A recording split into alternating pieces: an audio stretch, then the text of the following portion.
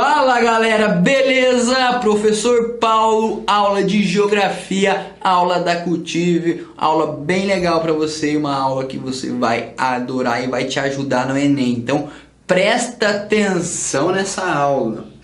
E hoje, meus amigos, eu estou um pouquinho triste também, porque tudo que é bom um dia acaba. Então essa é a nossa última aula de geografia aqui para o Enem 2017. Aula da Cultive, certo? E qual será o tema de hoje? O que é que vamos conversar aqui na nossa última aulinha? Bom, a Cultive é muito top. O que a Cultive fez? O setor de inteligência investigou as provas do Enem desde 2009 até 2016 para avaliar os assuntos, os fatores que mais caem nas disciplinas. Então eu peguei os assuntos que mais caem em geografia e montei uma aula de revisão, dicas importantes desse tema. O que eu vou aconselhar você que assiste esse vídeo, anote, preste atenção e favorite, dê like, favorite ele para você ver uma semana antes da sua prova, um dia antes, naquela semana, ver a semana inteira, que alguma coisa aqui pode aparecer ali no Enem e vai fazer ou vai ajudar você a acertar a conta, não pagar ali, não ficar qual que é. Então essa aula é exclusiva para você na hora da prova, para você aprender, como bônus, como a nossa última aula. Então o tema dela é o que mais cai no Enem em geografia, certo? Chegamos às seguintes conclusões depois de nossa análise. Em primeiro lugar, o que mais caiu até hoje foi geografia agrária. Temos aí um bom conteúdo de geografia agrária para você. Em segundo, meio ambiente, também falamos. Questões econômicas e globais, também falamos. Geografia urbana, geopolítica, geografia urbana falamos. Então tudo aqui a gente falou na Cultive. Demografia e cultura, geografia física, tecnologia e transporte, indústria, energia e cartografia. São dois temas separados, coloquei junto porque não caberia aqui na nossa telinha. Beleza, então esses são os temas que mais aparecem na ordem do que mais cai para o último. Claro que aqui está praticamente toda a ciência geográfica, envolve muita coisa, muito pano para manga, tudo que a gente discutiu. Então vou dar uma aula rápida aqui para a gente entender, vai ser dicas rápidas para você compreender os assuntos. Sem mais delongas, falaremos de geografia agrária. O que é importante você saber, você interagir aqui na geografia agrária? Primeira coisa, produção agrícola. Tudo que é produzido ou é extraído do meio natural corresponde ao primeiro setor. No Brasil, aproximadamente 48% do nosso PIB está ali ligado com a agricultura, que está inserido no primeiro setor. Produção agrícola brasileira.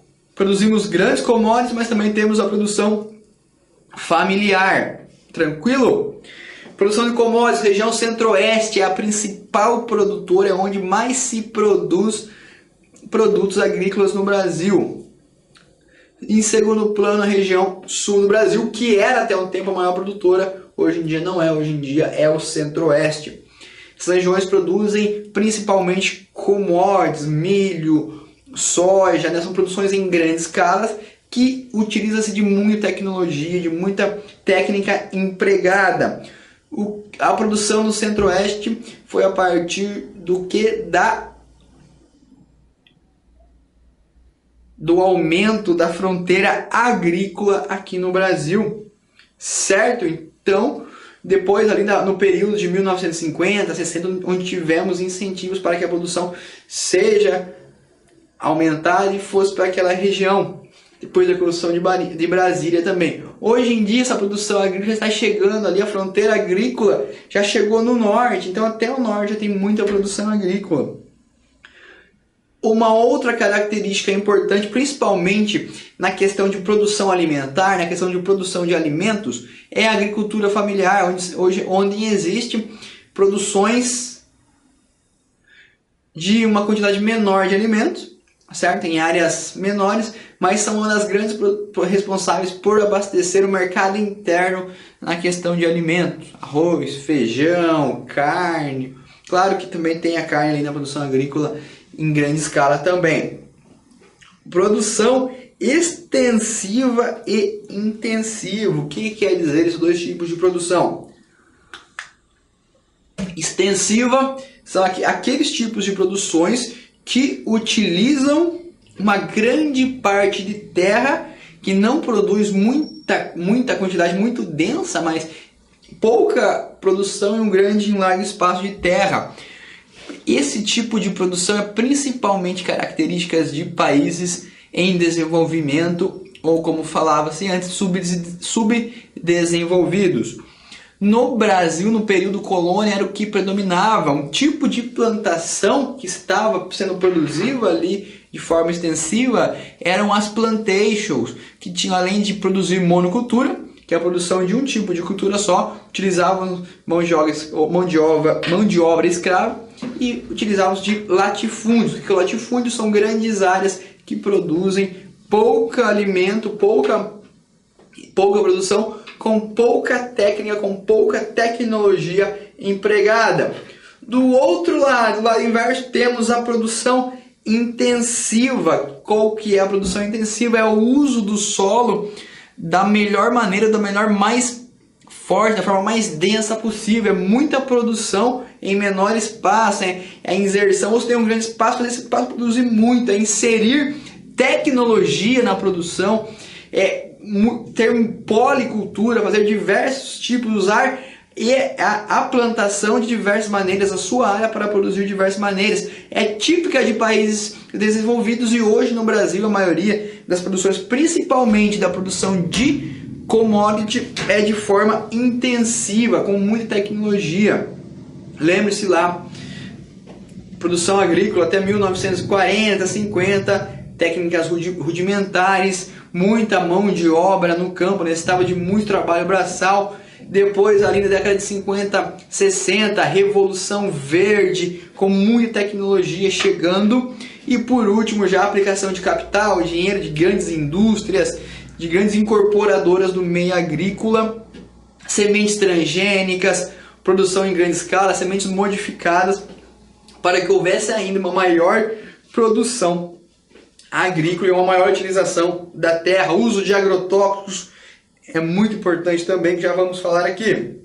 Como eu já disse, Revolução Verde, que vem ali a partir da década de 50, 60, principalmente 60, inserção de técnica no trabalho, fazendo aumentar a produção. Consequências da inserção de técnica é desemprego rural. Muitas pessoas que viviam no campo, que trabalhavam ali no campo, acabam não tendo mais como tirar seu sustento e saem das áreas rurais para a cidade em busca de trabalho. Então acontece o quê? O êxodo rural. Beleza? O êxodo rural fez com que as cidades tivessem mais pessoas e as cidades fossem mais ocupadas, e essas pessoas saem do campo e vão trabalhar nas indústrias. Muitas das vezes não conseguem trabalho, acabam ocupando o mercado informal. Depois também, com excesso de pessoas na cidade, a cidade não acaba dando conta desse densidade alta e traz problemas como falta de saneamento básico, falta de educação, saúde, aparecimento de favelas, ocupação de áreas irregulares, que são um outro assunto aqui no quesito ambiental. Campo antes e campo agora. Como já dissemos aqui até agora, o campo antes ele era, de certa maneira, menos produção não tão intensiva, que sim, era mais extensiva e necessitava de mais mão de obra humana. Hoje o campo utiliza muita técnica, investe em ciência, investe em tecnologia para que a produção seja aumentada, sementes modificadas. Então existem essas duas linhas do campo, antes e agora. Agora a produção é intensiva principalmente. Grandes incorporadoras fazem parte da dinâmica econômica do campo e obtêm lucros enormes com a produção agrícola em escala mundial e até mesmo em escala nacional, em escala brasileira. Agrotóxicos pode aparecer, Enem passado caiu uma questãozinha de agrotóxico. Vão falar ali dos males que utilizar agrotóxico pode causar, a poluição dos rios por meio da chuva. Quando chove, aquele agrotóxico foi implantado, foi utilizado nas plantações, de uma certa forma é levado até as baixadas ou até os rios, as beiradas do rio, poluindo a natureza e principalmente os rios. O agrotóxico também é responsável pela poluição da atmosfera, pela poluição do ar, principalmente pela emissão do CFC, certo? Urbano é a interação, é essa vivência do meio ambiente, do agrário com o urbano. Então hoje em dia no campo, a realidade do campo é totalmente diferente. Antes tínhamos aquela noção de roceiro, hoje não. No campo as pessoas também têm acesso à globalização, acesso à tecnologia, à luz elétrica, à internet. E também tem cidades que possuem características do campo, que é fazer uma hortinha, plantar uma horta comunitária. Então, urbano é a integração de rural e campo. Pode ser na cidade ou no campo. Então, são a integração de hábitos alimentares, de hábitos de vida, que depois também podem cair naquela discussão de globalização. Beleza? Anotando tudo aí, porque eu estou falando rápido, porque a aula hoje é aula pesada, é aula que você tem que prestar atenção. Favorite aí, hein? Latifúndio e minifúndio. O que é latifúndio? Um latim não é um cachorro, amigo. Não é um cachorro que late lá nos fundos. Não tem nada a ver. Latifúndio é utilizado no Brasil até hoje, né? Existem latifúndios ainda, que são grandes áreas que são improdutivas ou produzem muito pouco. E essas áreas estão nas mãos de poucas pessoas ou de um único dono só. Isso é latifúndio. Minifúndio são pequenas áreas rurais de produção, principalmente utilizadas nas produções da agricultura familiar. Beleza? Então aqui conversamos, foi um resumo aqui de nossa geografia agrária. Pode aparecer na sua prova, vamos ver. Vou dar um chute aqui. Uma questão esse ano cai, hein? Uma questão esse ano vai ser voltada, vamos ver. Estudem a produção em alta escala, commodities, destaque brasileiro para produção de soja.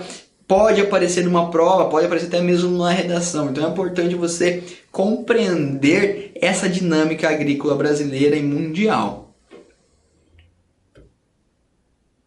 Próximo tema, meio ambiente, é o segundo tema que nós levantamos aqui, que mais cai no Enem. O que é o meio ambiente? É tudo. Então tudo que envolve, tem 3 aspectos importantes do meio ambiente. Tem os aspectos físicos, água, rocha, solo e ar. Tem os aspectos biológicos, fauna e flora. E os aspectos antrópicos, ação minha, ação sua, ação do homem no meio ambiente. Essa ação antrópica traz o que? Pode trazer, e traz muito hoje em dia, são os famosos problemas ambientais.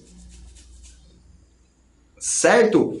Uma coisa importante que pode cair nessa questão de problema ambiental é a questão do governo americano, agora pelo Donald Trump, de encerrar diversos acordos ambientais que tinham. O Acordo de Paris, que era muito importante, que tinha acordos de países mais desenvolvidos em preservar o meio ambiente, de reduzir a emissão de gases. E os Estados Unidos cortou lá, saiu de muitos desses acordos, principalmente o de Paris, e não mais se compromete com não poluir. Então pode aparecer alguma questão. Isso vem depois do governo Trump, uma das primeiras medidas tomadas. O presidente Trump americano alegou que essas medidas ambientais trazem para o país retrocesso e impede o país de crescer economicamente. Então foi essa a alegação do presidente para sair dos acordos ambientais. Sustentabilidade, volta e meia aparece, já caiu em redação e pode cair no Enem também. Sustentabilidade é a questão de utilizarmos o meio ambiente de maneira adequada, de maneira correta, certo? Usar o meio ambiente, usufruir, porque nós necessitamos também retirar do meio ambiente o nosso modo de vida, nossa vida, bens, matéria-prima para a produção, mas também depois repor, auxiliar na recomposição do meio ambiente, é respeitar as culturas, respeitar a fauna, a flora, é todo esse pensamento sustentável, esse pensamento mais ecológico. Uma outra questão que pode cair também é o efeito estufa. O que é o efeito estufa? Já falei aqui na aula de meio ambiente. Temos planeta Terra, temos o Sol. O Sol joga radiação, raios ultravioletas que entram na Terra. Só que o que? Muitos desses raios são expelidos, voltam para o Sol, não entram na camada de ozônio, não entram na atmosfera. Alguns entram, esses que entram, alguns chegam na Terra, que são absorvidos pelo planeta, e outros voltam. Isso é o ciclo normal, e o meio estufa é necessário para que ocorra a vida na Terra e venha ocorrendo aí em milhões de anos. O que acontece o quê? Com a alta industrialização, com a alta ação humana, principalmente pela utilização de combustíveis fósseis, houve o quê? Ocorre a emissão exagerada de CO2. CO2. O CO2, meus amigos, é responsável por absorver esse calor que a Terra expelia para a atmosfera e voltava lá para cima. Então, com o CO2 absorvendo muito esse calor, a Terra acaba esquentando e ocasionando o quê? O conhecido aquecimento global, certo? O aquecimento global pode trazer aí diversos problemas ambientais, aumento de furacões, tsunamis, derretimento das geleiras, desaparecimento de espécies, tanto da fauna quanto da flora, certo? É um problema grave que o mundo vem passando. A saída de países dos Estados Unidos, principalmente dos acordos ambientais, pode agravar ainda mais essa questão. Por quê? Porque os Estados Unidos é um dos países que mais polui no mundo, juntamente com a China, um dos países mais poluidores no sentido de emissão de gases nocivos aí ao nosso meio ambiente.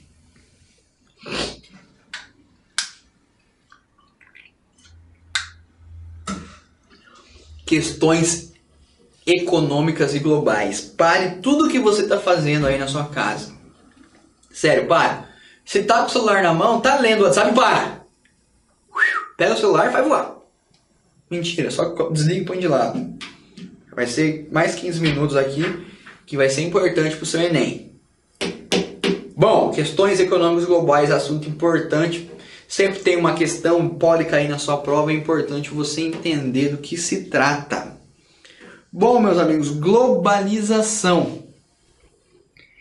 O que envolve essa palavrinha aqui, globalização? É a questão de planeta Terra. Entendermos todo o nosso sistema e principalmente a interação dos países. Então, não temos mais países totalmente isolados, áreas isoladas não, mas não, hoje em dia não. Todo mundo tem acesso à internet, não todo mundo, mas os países, né, têm acesso à internet, conseguem se comunicar rápido, fazem trocas econômicas. Hoje um produto que é produzido lá na China, se eu comprar ele pela internet, questões de 2, 3 semanas, um mês no máximo, ele está aqui para mim no Brasil. Isso é globalização, é a interação. No Enem também já caiu a questão, se não me engano foi em 2015 do ano passado, uma questão que falava do mercado econômico de um produto que é produzido em um país, por exemplo no México ou na China, que o marketing é feito pela Inglaterra e é vendido, sei lá, aqui no Brasil. Olha quantos países, quantas pessoas envolvidas em um produto só. Então a questão de globalização é essa, pensar o mundo de maneira de interação, de um mundo interligado, em aspectos até mesmo de redes, certo? Cada um cumprindo uma função, mas todo mundo aí dependendo, vivendo junto. Informação chegando de uma hora para outra, falar de Deus, o que acontece hoje nos Estados Unidos, nós sabemos no Brasil, o que acontece no Brasil, alguém lá na Nova Zelândia, se quiser, também sabe. Então, essa é a questão, esses são os assuntos que envolvem a globalização. Outra questão importante que pode cair também, que pode aparecer, são os blocos econômicos. Blocos econômicos podemos definir como a junção de países, não a junção, mas o acordo entre países para fortalecer sua política e principalmente sua economia. Temos como principal Mercosul, nós brasileiros estamos inseridos. Temos países participantes e países aliados, praticamente quase toda a América do Sul. Alguns como os participantes, Brasil, Paraguai, Uruguai e Argentina. Ultimamente a Venezuela ainda tentando entrar. E também países aliados. Temos a União Europeia, que em toda a Europa, a criação do euro, uma moeda única. Pode cair também países que saem dessa região do euro, como é o caso da Inglaterra, que saiu da União Europeia, a Grécia, que também deu calote econômico na Europa. E também muito importante aqui nos blocos econômicos, que aparecem no vestibular, aparecem em prova, é os BRICS: Brasil, Rússia, Índia, China e África do Sul. A União não é uma união, não é um bloco econômico em si, mas são acordos dos países emergentes para se fortalecer, se ajudarem. Os BRICS, então, trazem um certo medo assim, para as nações desenvolvidas, principalmente para os Estados Unidos. Esses países, de certa forma, têm cooperação econômica, um ajudando o outro, tentam pelo menos um ajudar o outro, para que ocorra um maior desenvolvimento desses países e aumentem, né, seu poder tanto econômico quanto político. Crises econômicas podem aparecer. Tivemos aí a crise da Grécia. A Grécia pegou um dinheiro, não conseguiu pagar à União Europeia, não teve como pagar, deu calote na União Europeia. Tivemos a crise da bolha imobiliária 2011, eu não estou enganado, caiu bolha imobiliária em 2011, crise do mercado imobiliário americano. Pessoas pagaram um preço por uma casa, não conseguiram pagar as prestações, o banco acabou tomando essas casas. Em resumo, essas casas acabam ficando na mão do banco. O banco não consegue revendê-las pelo mesmo preço, por ter muita casa e pouca procura. É necessário que abaixe o preço para essas casas serem vendidas. Abaixando o preço, pessoas que ainda tinham condições de pagar uma casa não viam mais necessidade de pagar a sua casa. Pô, estou pagando uma casa que eu paguei $500 mil e hoje eu vi que ela está valendo $100 mil, então eu não vou pagar mais a mim, vou comprar uma outra. Isso fez o que? Aquela bolha imobiliária, os bancos americanos tendo muita casa, não tendo como vender. Desta forma, o banco para de arrecadar dinheiro, para de entrar dinheiro, diminui a entrada de dinheiro, suas ações do mercado econômico vão caindo e acabam se desvalorizando. O que acontece? Empresas do mundo inteiro que investiram nos bancos americanos acabam tendo seu dinheiro perdendo, aquelas ações vão perdendo valor e elas também vão quebrando e vão perdendo investimento. E isso faz com que aquele movimento da bolha, interagindo, integrando o mundo inteiro, certo? Então foi uma crise que ocorreu aí recentemente.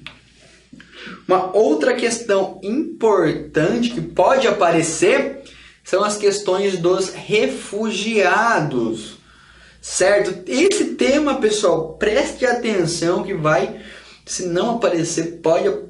Nossa, é importante saber, tá? Volta e meia, liga a televisão, o jornal, tá aparecendo os refugiados lá do Oriente Médio, da África, principalmente da Síria.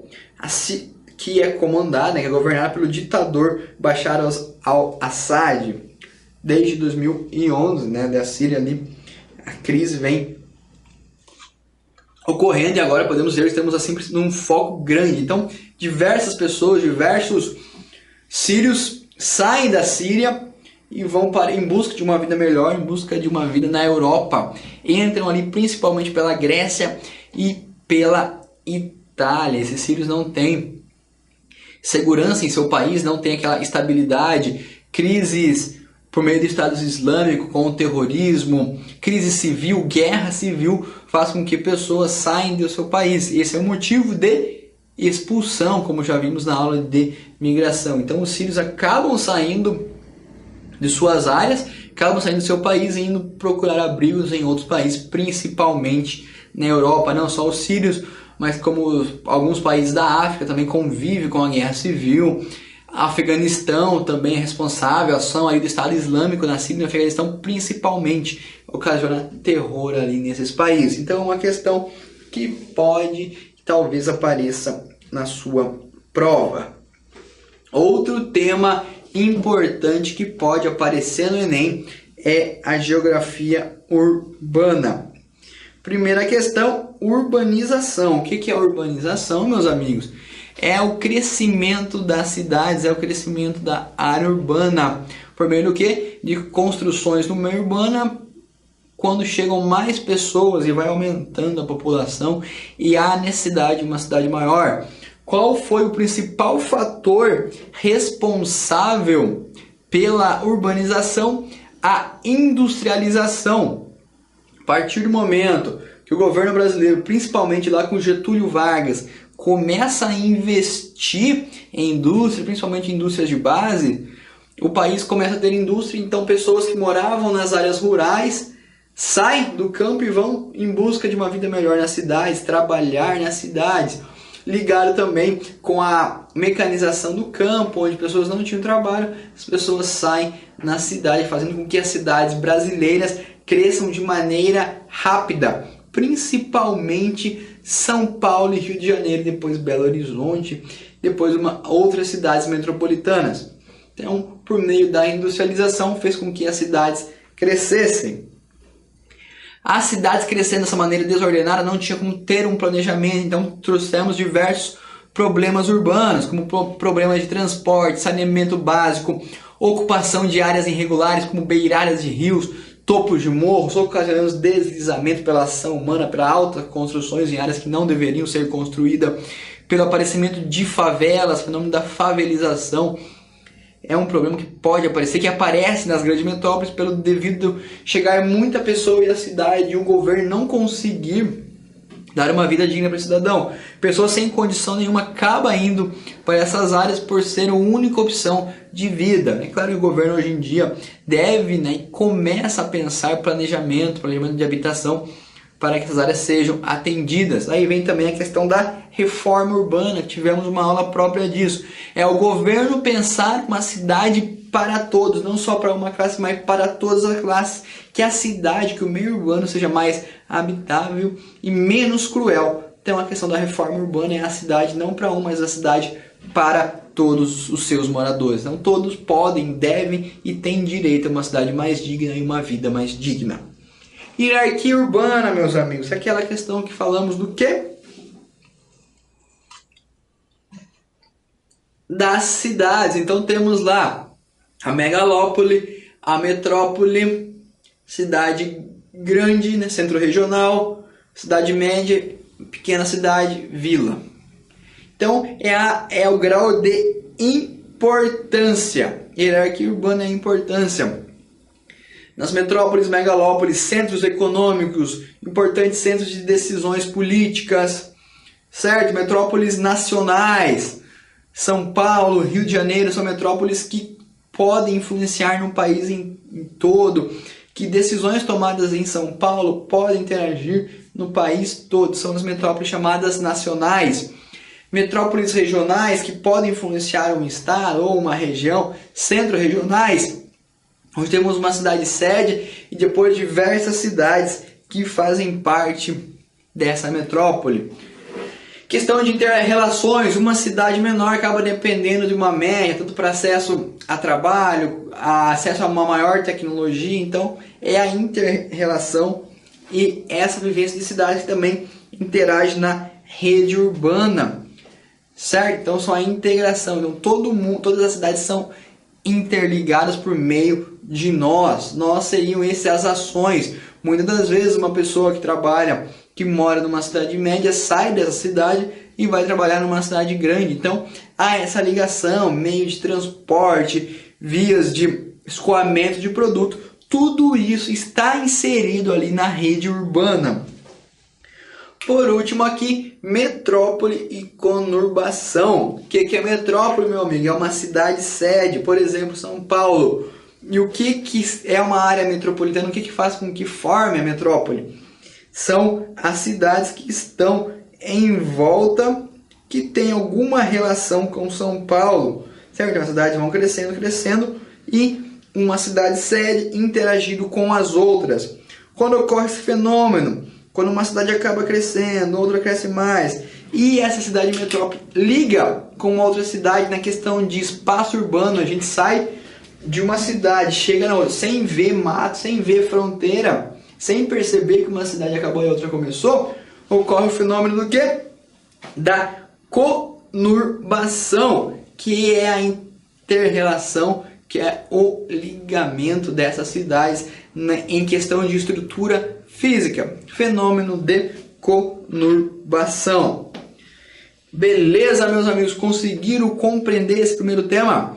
Agora o prof vai dar uma paradinha, tomar uma água, dar uma descansada e vem aqui para a nossa segunda parte, onde iremos falar de geopolítica, demografia e cultura, geografia física, e mais coisas por aí. Belezinha? Espero que tenham entendido, tenham compreendido esses primeiros assuntos: geografia agrária, meio ambiente e geografia urbana. Questões econômicas também. Obrigado pela sua atenção. Fica aí, eu só vou ali e já volto. Beleza? Forte abraço. Até daqui a pouco.